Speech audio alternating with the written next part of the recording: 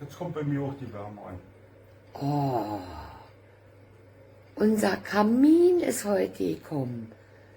Er wärmt und sieht toll aus. Wow!